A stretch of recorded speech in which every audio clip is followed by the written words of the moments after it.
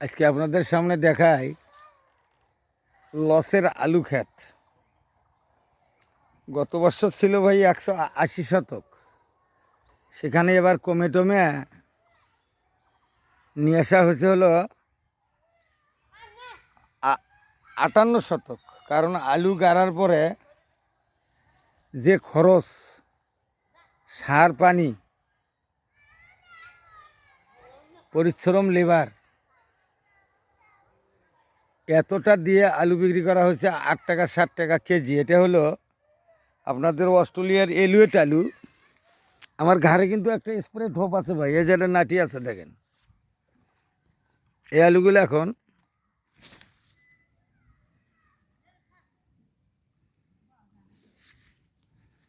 মাটির নিচে থেকে দেখান যাবে না। এক সাইড দেখলাম, এক সাইড এই আলুগুলো,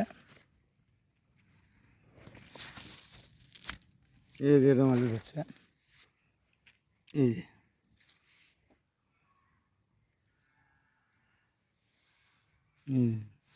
তো যাক, মোটামুটি শতকে গত বছরও 4 মণ 13 কেজি হয়েছে, এবার মনে হয় আরও বেশি হবে। কারণ আমার পিঠে ঢোপটা থাকার কারণটা হলো যে ভাই আমার ঢোপটার ওজন হলো 30 কেজি, আমি মানুষটা 60 কেজি। গাছের তো অন্ধকার গাছ, আপনারা দেখেন চমৎকার গাছ। গাছ হচ্ছে একটা করে 2 থেকে 3 হাত পর্যন্ত গাছ লম্বা, মোটা দেখেন। এ গোড়া পর্যন্ত আমি দেখাই। তো এটার মূল কারণ হাতত যে আমার একটা লাঠি আছে, এই লাঠি এদিকে লম্বা আছে 3 হাত, আর ওইদিকে স্প্রে মেশিনটা হলো 3 হাত, এই হলো 6 হাত, 6 7 13 হাত। আমার এখান থেকে ওই পর্যন্ত আছে হলো 26 হাত। এটা হলো 26 হাত ভাই, এখান থেকে ওই ছিলে পর্যন্ত 26 হাত। তো এই 26 হাতের মধ্যে ইতিপূর্বে যখন গাছ ফাঁকা ছিল আমরা ওই যে কোনোভাবে স্প্রে করছি, কিন্তু এখন যে বর্তমান পরিস্থিতিটা, এখন এই পরিস্থিতির মধ্যে ওইভাবে কিন্তু আসলে করা যায় না। কারণ আমি এখন স্প্রে মেশিনটা আপনাদের সামনে চালু করে দেব। এই যে বাড়াচ্ছে দেখেন, ওষুধ বাড়াচ্ছে ধুমের মতো, এই যে লম্বাটা করে কিন্তু ধরছি। তাহলে আমার ওই একটা আলু গাছও যদি পাড়া পড়ে, একটা দুটো তিনটের উপরে পাড়া পড়ে, তাহলে ভাই আলু গাছগুলো কিন্তু আসলে সেদ্ধ বাত্তা হয়ে যাবে। সেই কারণে আমাদের আর খোঁচা পাড়ার কোনো প্রয়োজন নেই, কারণ 100 থেকে 150 গ্রাম পর্যন্ত কিন্তু আলুগুলো হয়ে গেছে।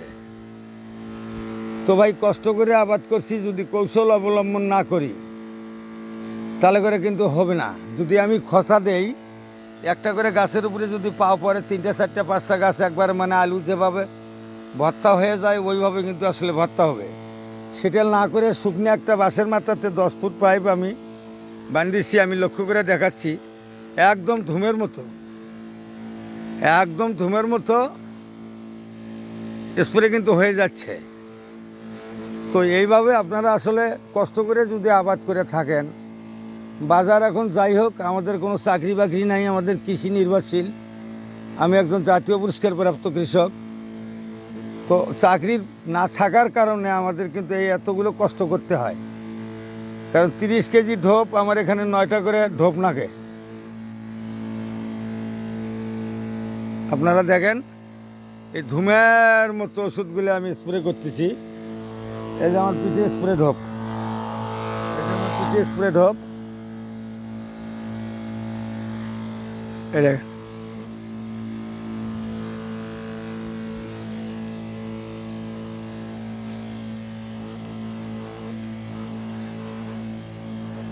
কারণ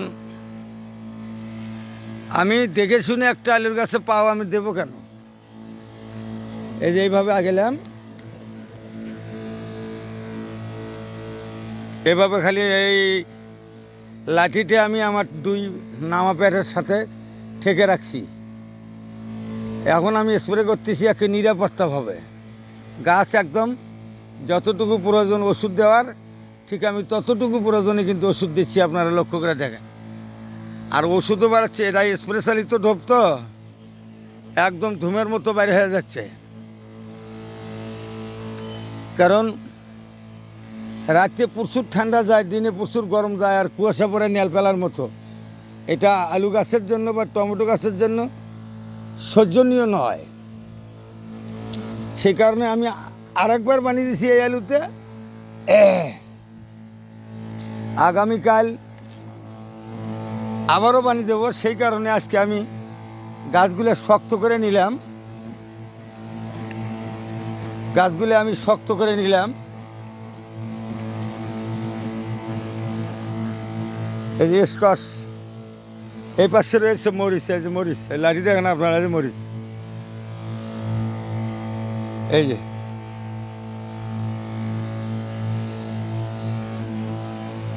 কষ্টের জীবন নিয়ে আমরা দুনিয়াতে আছি ভাই, আমাদের কষ্ট কিন্তু করা লাগবে।